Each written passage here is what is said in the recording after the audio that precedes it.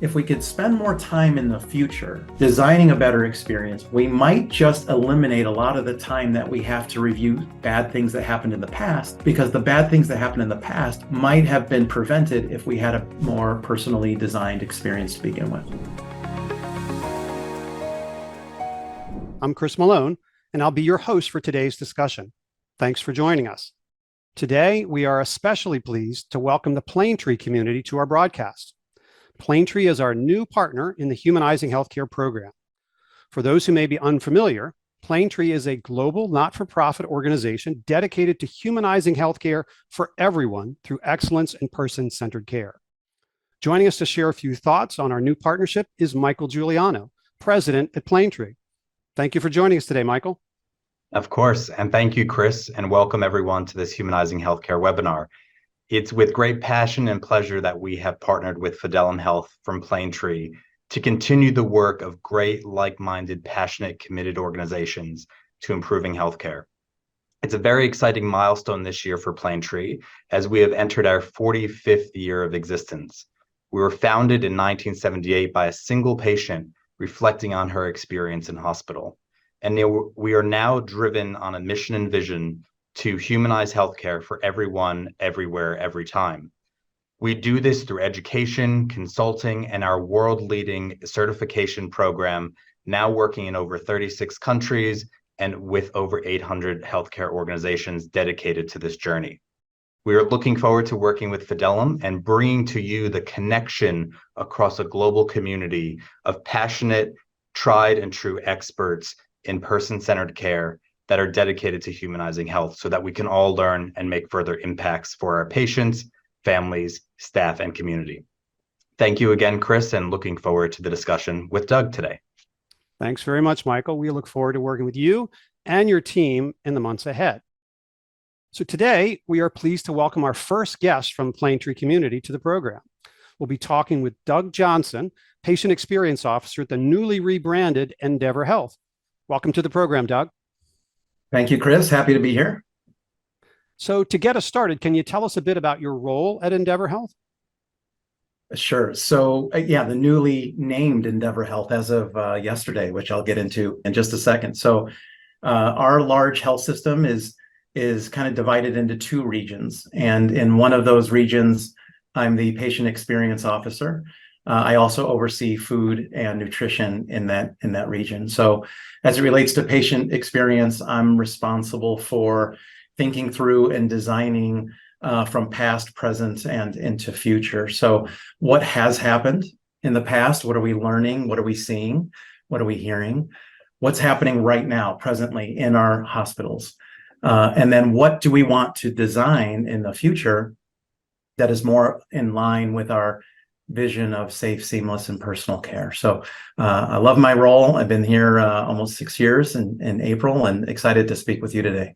Well, it sounds like you're there at an exciting time as well. We took our next step as a combined health system yesterday. So the 9 hospitals, those North Shore University Health System, Edward Elmhurst Health, Northwest Community Healthcare, and Swedish Hospital, all came under one name yesterday for the first time. One name, one brand.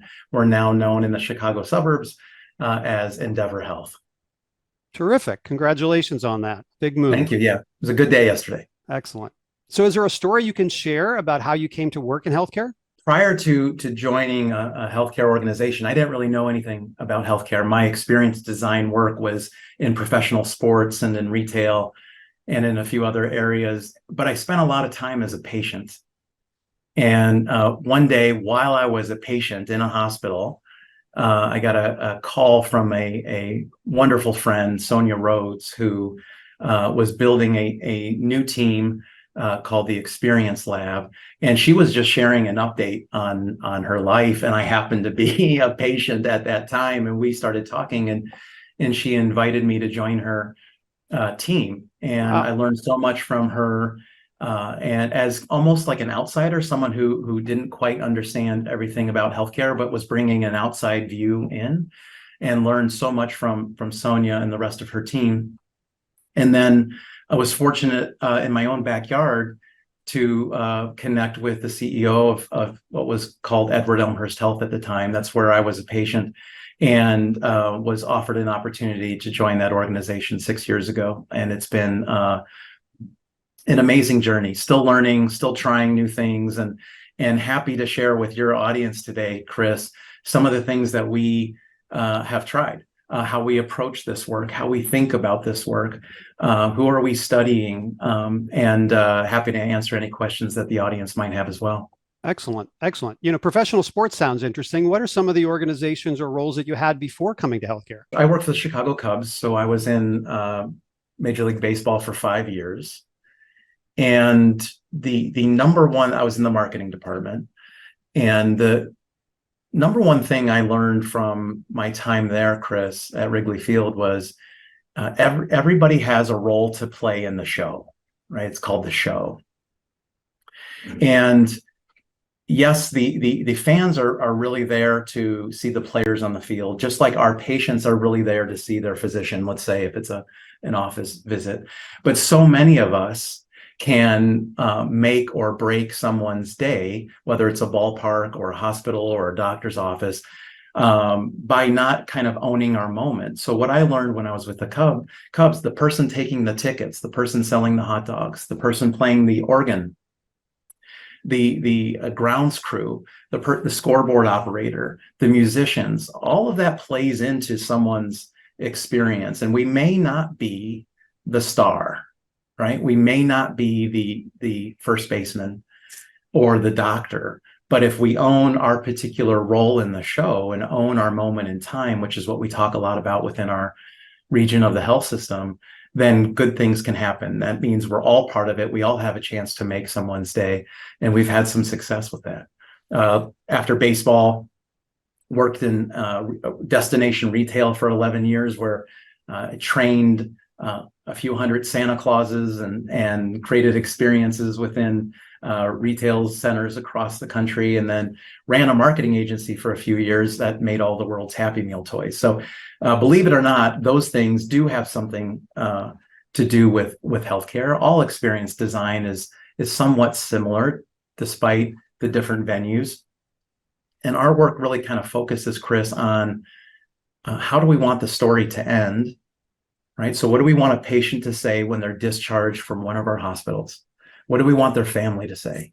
How do we get them to feel like, wow, I don't necessarily want to be in a hospital, but if I ever have to come back to one, this is the place I want to go. Beyond the great, amazing, safe clinical care, how do we make them feel while we're doing all that great, safe clinical care? And if we work backwards, then we're able to design an experience that feels a little bit more personal. I think that's a really powerful insight, this notion from your prior work of owning each moment, and that experiences are delivered one moment at a time, and that we all have a role to play, in that particular moment. Are there some other insights that you have, kind of found helpful as you've come into healthcare as well, or is that really kind of the centerpiece of it for you? The big difference between working at a ballpark and working at a hospital is we could come up with an idea at Wrigley Field and program it into the scoreboard, make sure the PA announcer says it, and then go sit in the stands and see if we were right. We could go see if oh, this is a great experience. That's the right song. That's the right contest. That's the right whatever. You can do those types of things in healthcare, right? You can have an idea and you can go implement it. But it's hard to fake being a patient. So I could go be a fan and I just put my Cubs hat on and I'm a fan. But unless you're in some pain or a little scared what the knock on the door might bring in your hospital room, or you're not tired, it's hard to kind of fake being a patient. So you can create an experience and then go lay in the bed and say, all right, I think this is what it's like, but it's not quite the same thing. But for your audience, I would say the one key takeaway is, even though you can't quite imagine what that's like unless you're a real patient, I do encourage you to stay the night in your hospitals. For those of you who work in a hospital, if you haven't done that already, why not? Right? And if you ask leaders, hey, could I stay the night in the hospital, and you're getting some weird looks about that question, that means you're on the right track, right? Because it is supposed, this new normal of ours requires us as patient experience leaders to think a little differently. And part of that thinking is, okay, what do our patients actually go through? What do we sound like at 2 a.m.? Right? You don't have to be hooked into anything, but put on a gown when the census is low, see if you can get into a room, leave your door open, and just try to get a good night's sleep. And I bet you learn more in that 24-hour period than doing what I'm doing right now, which is sitting behind my desk and not really in the hospital. So be a patient would be my advice. Chris. Great insight. Now, over the past few years, it seems like there's been a growing interest in the idea that healthcare needs to become more human, perhaps less transactional, especially since COVID-19 pandemic. What are your thoughts on this? Do you think healthcare needs to become more human? There's two things. One, I do think it's very human already, right? But there is some work that we can still do. So the part that's human already is we all deal with these real human moments in time that require compassion, vulnerability, empathy, and we do that every single day. And I think your listeners probably do that every single day. So it's not to say we're not already human. It's just to understand what might be missing from the world right now. And so what seems to be missing, almost in absence, is kindness. And so it's not that we're not being as kind as we should be. It's that we're starting to recognize that kindness is absent from our grocery stores and from our highways and from other areas. And so you're not always feeling the love outside in your community, right? So if we can add that small little gesture, that kind word, the hand on the shoulder, a high five, whatever it is, warm blanket, glass of water, the unexpected act of kindness, right? All of a sudden we see our patients light up. Like it's like they forgot how good that feels.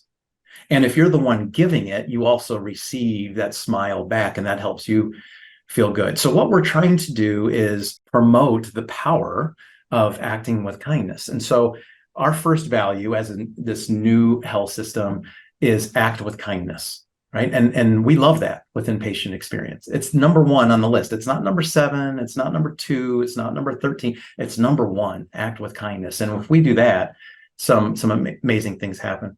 Here's an easy way to humanize your stuff. So like within food and nutrition, our food team, led by Esteban Branscombe, who's an amazing system director for us, in January, we usually do like this complimentary hot chocolate for our staff, right? So imagine Chicago winter, cold, windy. It's like a forever winter. It goes on, gray. And then you have this delicious hot chocolate. And we have like 8 toppings. There's like chocolate chips and coconut and sprinkles and whipped cream and you name it, it's there. So hot chocolate's delicious. That's great. That's not the humanizing piece. The humanizing piece is we offer hot chocolate with 5 different milks to make sure every single person can have a cup.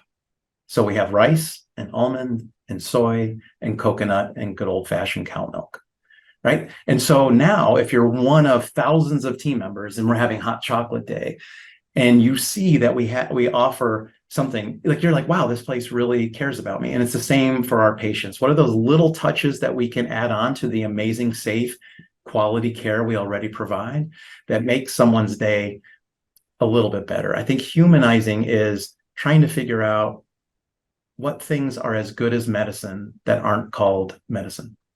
Wow. I'm hearing 2 things there. One is simple acts of kindness, the little things that almost cost us nothing, but a little bit of extra consideration that can make such a big difference. And also the little things that personalize the experience for people, that show we have thought about their needs and their priorities and what their interests are, and that there's, some effort around personalizing that experience for them. Those are really great examples. Now, I heard you speak at the Plaintree Person-Centered Care Conference recently about how you are exploring new approaches to measuring person-centered care and patient experiences. And I think maybe kindness is one of those things that you're looking at. Can you tell us a little bit about your efforts in this area and how that all came about? I remember you at the conference, and the conversation was around should we evolve the types of questions we ask patients. And things like HCAHPS, we acknowledge aren't going away, and they play a very important role in the care of our patients, understanding trends and benchmarking. We're not suggesting that those should go away. What I would encourage your listeners to embrace as leaders is, what other questions would you ask? What should you ask? So you could take all the standard ones, but then really spend some time, which is what we're doing, trying to figure out what else do we want to know. Like I shared with you at that conference, Chris, that I think there's 7 questions that I think here's kind of stuff I would like to know. I'll share 2 of them with you now, the audience now. The first is, can you name anyone? If a patient's with us for 3 days and we asked them that real-time question, can you name someone? And they couldn't, that would suggest we have some work. And another question might be, if you've been here before, did we remember you? Right? And if you ask those types of questions, those questions might not be relevant for most of the health systems, but for us, trying to deliver on that safe, seamless, and personal care, every person, every time, which is our vision. What's beautiful about that vision, Chris, is it's and personal, not or personal. We're not suggesting people should pick one. We're asking them to consider doing all 3, right? And in order to do that, you might have to start asking some new questions. So we're thinking that through. We haven't done anything major yet. We have been asking a kindness question for about 3 years, and the data is great. But we're playing around with the idea of what new questions should we ask in this new normal. Got it. Now, you mentioned earlier that you're really trying to embrace this notion of moments and delivering experiences one moment at a time. I'm wondering if you could tell me about some other examples. I understand maybe birth dates or anniversaries or something like that. What are some of the defined moments that you've got your team deployed around that are helping make a difference for patient experiences? Yeah, with the birth dates and birthdays and anniversaries, we're just trying to become more consistent. So probably like those that are listening, we have 9 hospitals in our health system. We might do something really special and magical and personal over here, and over here it might be totally different. We're just trying to get more consistent across our regions with these particular moments in time. So holidays, December is filled with holidays. What are we going to do? An example of an amazing moment a few years ago at one of our hospitals, Elmhurst Hospital in the western suburbs of Chicago. There was a patient in our care, and her favorite holiday was July 4th, and she was in the hospital on July 4th. And what made her so sad, Chris, was that she was going to miss fireworks. Right? And someone in that room on her care team heard that and chose to do something about it. So very safely, her bed was moved down the hall into another room so she could see out a group of windows so she could see the neighboring suburban fireworks that night, right? That is a moment in time that is so personal to that patient. When she left, not only did she talk about the great care, she had this, you are not going to believe what they did for me. And if we can educate all of our team members on identifying those things and listening for certain things, you can really make someone's day special. So in some of our training, like we'll go to department meetings, like a roadshow type thing, we talk about, Chris, moments. So let's say we were speaking with the emergency department as an example. We might say if someone came into our care in the emergency department and then was just discharged a few hours later, they might have 10 moments with us, right? And you, Chris, might own moment number 3, right? Valet might be number 1, but you might own moment number 3. Well, if 1 and 2 go well, you have a chance to be the best version of yourself, and the patient's probably feeling a little bit better that they made the right choice, they're in our care, and now you get to shine. And when you do that, when you own that moment, Chris, you just set up your coworker who owns the next moment, moment number 4. But if 1 and 2 go horribly wrong, or that's a little dramatic, isn't a very good experience, right? You don't really have a chance, right? Now the patient's a little angrier or their friend. So if you do that on the inpatient side, it might be 79 moments, right? At a doctor's office, it might be 4. We don't necessarily count. What we're asking all of our team members to think about is you don't have to own all of the moments, just yours, right? And if you do that for one more person a day, and we have over 27,000 team members, right? If everybody just does that for one more person each day, then we're going to do some pretty amazing things together. And you mentioned this a little bit earlier, but it seems that there is likely kind of an emotional benefit for the care providers as well, when they connect with patients in this way and make a difference. Is that what you're seeing as well? Yeah. I mean, that's, work it's hard, right? The world's hard right now and challenging, and our team members do beautiful work every single day, right? And it's really busy. And so if there's moments that we can begin to hardwire into their day that remind them of why they chose healthcare to begin with, wow, what a beautiful connection to make. Or if there are ways that we can allow our team members to notice and do something about noticing. So for example, in our region, through our hospital foundations, we have received through employee contributions some philanthropy dollars, Chris, that we're calling the Kindness Fund.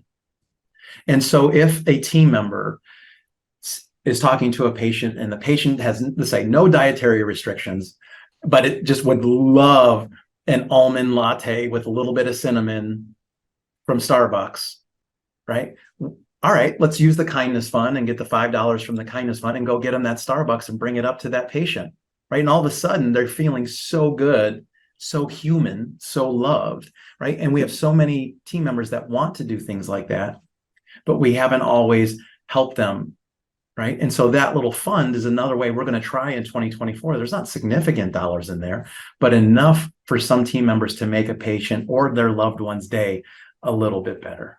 Yeah, absolutely. That's what we've seen in our work, is that these little gestures not only have a big impact for patients, but also it provides the emotional fuel that those team members need to be engaged in their work every day. And most of them came to healthcare because they want to make a difference in people's lives. And so having that impact is really fulfilling for them. So reflecting on all this, what advice would you offer to other healthcare professionals who might consider following your example and adopting some of these approaches to moments and making a difference and engaging in such a personalized way? Are there any kind of important things to focus on or watch outs? Well, we're fortunate because we're part of the Plaintree community. And so we have resources and we connect with other health systems all the time, asking for new ideas. My advice, if that's the question, would be ask, right? And invent, dream up. If not you, then who, right? And we all have a responsibility to adopt best practices within our own health system, but nobody ever said you can't invent the next best practice, right? And so we have a strong appetite for dreaming up new ideas. Sometimes they work, sometimes they don't, but we're always going to try new things. And what's great about this new normal coming out of COVID is that the rules can be a little different. And each of you as patient experience leaders can ask, who do we want to be, right? And are we willing to try? Excellent advice. Hey, now let's take a few questions from those listening. We do have a question. How do healthcare workers who are burned out, frustrated, and perceived undervalue can still relate to and treat patients in a humanized way? When their cup is empty, what tools can they be equipped with? I think we've just been talking a little bit about that, but if there's anything you would add to it, that could be helpful. That's very real everywhere, right? We're no different. And I think all of you know the answers, like what I might say, my suggestions. We have an amazing well-being team. We really promote taking care of yourself so that you can be a good team member and that you can take care of your patients. Resources to help with mental health during these challenging times. We are no different. We are just committed, probably like you, to doing everything we can to help our team member experience be as important as the patient experience. That's what's one thing Planetree has taught us, right? Is that it's person-centered care, not just patient-centered care, not just physician-centered. It's person. It's about all of us. And yeah, we don't hide from those tough things. We talk about them and we do our best to address them, but we're no different than others trying to figure out how do we get so many team members engaged and feeling valued and respected and loved. And one thing I mentioned, Sonia, at the beginning, one thing Sonia Rhodes taught me earlier in my healthcare journey was that the things that we're asking our teams to do for our patients is exactly what we should do for our teams, right? And so we do, as a health system, work very hard on our team member engagement. Yeah, I'm sure all of those same notes of kindness and special moments apply just as much for team members as they do for patients. And so it's a cure that I think can apply to all. We have another question from Lori Verlingeri. Do you discuss or train for de-escalation if the previous moment didn't go well? Yeah, that great question. Yeah, we do. We have some. Not everybody has done the training, but our public safety team has a great de-escalation work. Those that go through some level of training seem to be really good at it. And we've spent many years on our Planetree journey began at Elmhurst in 2007. And so we didn't get great at that type of work overnight. It took a long time and a big commitment. And our teams know that they are asked to help kind of bring down. But if they can't, there's measures that we take. But yeah, we do offer some training for that. Another question, how are you giving your team the time to implement these concepts, especially with those patients who may have lower health literacy barriers and things of that nature? Yeah, so early on in our work, about 6 years ago, one of the big objections was, it's not possible. Please don't give me another thing to do on my to-do list. I don't have enough time. Those same types of objections will probably exist 10 years from now, right? And so we worked very hard to help people understand that we're not asking you to add a new thing to your list. We're asking you to consider how you do your list already, right? So there's that great book about setting the table by Danny Meyer, Food, and the big difference between services and experiences. The services is what you do, and the experience is how you do the what. So if you're an X-ray tech, you're like, I have to do these X-rays. Yes, that's what you do, but how you do it, right? If you're in valet, your moment might be taking a ticket and saying, okay, and your name is Chris. Okay, great. And so then when Chris is done with his appointment and I'm handing the keys back, I say, here you go, Chris. That did not take any extra time, right? It's just helping people consider how they do their what already. We have not gone through like huge training program. We just go to the staff meetings and we say, here's who we're trying to be, and we can't do this work without you. Will you help us? Next question, what are some ways you publish or share these positive experiences so they get out into your culture? Is that something, these special moments, is that something you share across the organization? Yeah, Corey and the green Jello story is famous, right? So we go around and we share these stories everywhere. Our safety huddle every morning is called the Safety and Experience Huddle, where we talk about experience stories as much as we talk about safety stories. The green Jello story is quick, but it has made the rounds within our health system. We've told everybody who's willing to listen. So we had a nurse leader come into one of our cafes. We don't call them cafeterias, we call them cafes. In one of our cafes, and she loves green Jello. Every day buys green Jello for lunch. Green Jello, you can picture it, whipped cream on top. There was one left, there was no whipped cream. She asked Corey in food service, Corey, do you have any more with the whipped cream? And he said, no, that's all we have left. And she said, okay, he could tell she was a little disappointed. She took the green Jello anyway and walked to the register. And in that moment, something happened inside Corey, right? Corey said, but I do know where the whipped cream is, right? And walked back and got the canister while she was still in line, right before she paid, and filled that green Jello up, right? That is a that helps physicians, nurses, PCTs, public safety, EVS. That story and stories from outside healthcare can help us learn so quickly, because this is the invitation to our teams, right? When you have that feeling inside, like you want to do something more, we are giving you permission, right, to act on that feeling.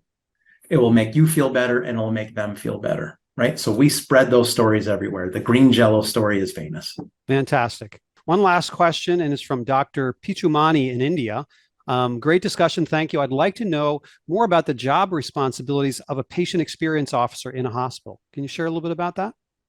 Yeah, my particular role might be different than some others. And the easiest way to describe it is kind of what I began with in the very beginning, which is if you look at our work as far as time, past, present, and future, the one that we wish we could spend the most time on, the one I wish selfishly I could spend more time on, is the future, right? And I'll be brief here.